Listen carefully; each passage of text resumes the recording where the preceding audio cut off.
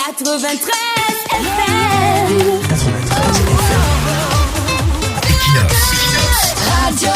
Bonjour. Après 40 ans de règne presque sans partage, le président de la République totalise un bilan peu reluisant. L'économie est à genoux, la finance est à terre, la situation politique du pays est marquée par la violence, le bâillonnement des droits et libertés des citoyens. Le projet de démocratisation a été corrompu et détourné au profit d'un autoritarisme décomplexé, c'est-à-dire un autoritarisme qui n'a pas honte de s'affirmer comme tel. La sécurité du pays est en lambeaux, la crise de Boko Haram, la crise anglophone, l'insécurité domestique c'est la mort, des assassinats, des accidents chaque jour que Dieu a créé, la vie est de plus en plus chère, tout le monde jongle sauf les voleurs de la fortune publique, le climat social est tendu, le tribalisme connaît des scores mirobolants, la déviance a atteint les cotes les plus alarmantes. Quel est le secteur qui marche vraiment bien dans ce pays? Il faut être soit naïf,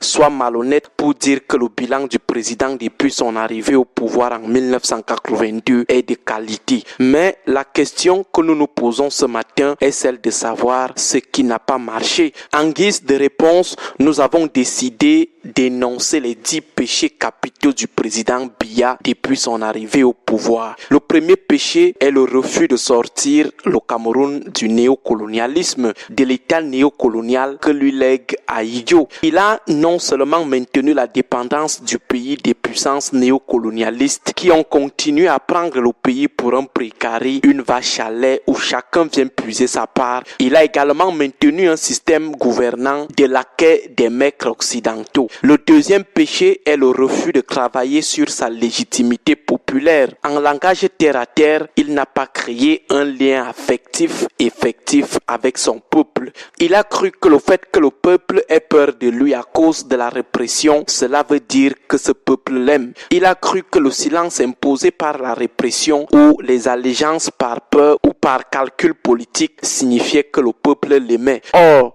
c'est ce lien qui lui aurait permis de compter sur le peuple pour chasser les néocolons, compter sur le peuple en cas de représailles, le genre qu'en cas de représailles, tous les Camerounais allaient dire aux puissances occidentales prédatrices que vous allez tous nous tuer. Ne touchez pas à notre nationaliste. Ne pouvant donc pas compter sur le peuple, il a préféré continuer à faire les affaires des néocolons pour éviter les représailles qu'il allait gérer seul. Le troisième péché est la perpétuation du système néopatrimonial où la chose publique est considérée comme l'affaire du roi qu'il distribue comme il veut et à qui il veut. Le pays et ses ressources sont devenus sa propriété avec ses sous-traitants.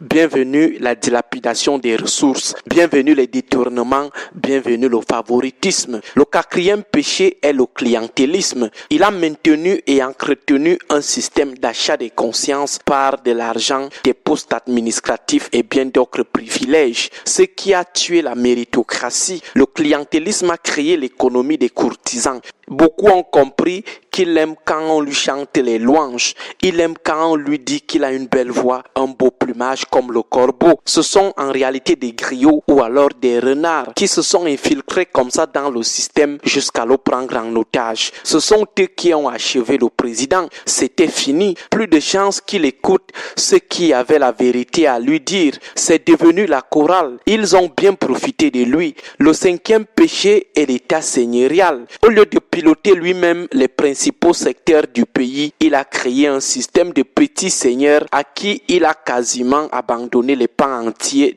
du pays. Des régions, des départements, des arrondissements dépendent de l'administration et des institutions. Ces seigneurs ont fait le vrai s'assailler, chacun dans son couloir, alors que le président attendait d'eux des résultats, lui-même assis loyalement a tout dit. Le sixième péché est l'impunité. Il a laissé les gens voler à volonté.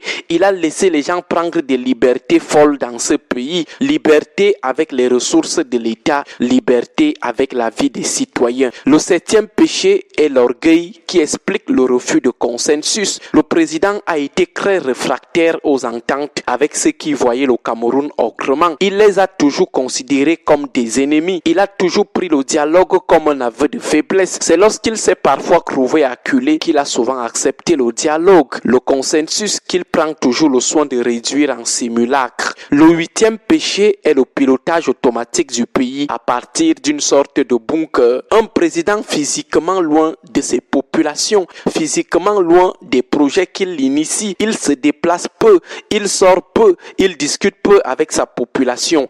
Il n'écoute que les griots. Le 9e péché, c'est qu'il ne sort jamais de la logique des campagnes électorales. Tout ce qu'il fait, c'est en termes de séduction politique. Il a toujours généralement fait des choses non pas pour répondre aux besoins vitaux des populations, mais pour des fins purement électoralistes. Du coup, tout est resté promesse de campagne chez lui. Le 10e et dernier péché est la personnification et la personnalisation du pouvoir. Tout tourne autour de lui et tout doit être fait dans le sens de la préservation perpétuelle de son pouvoir. Voilà de notre point de vue les 10 péchés capitaux du président qui sont à l'origine de son bilan peu reluisant en 40 ans de règne. Bon début de semaine à tous. Bon début de 93 FM.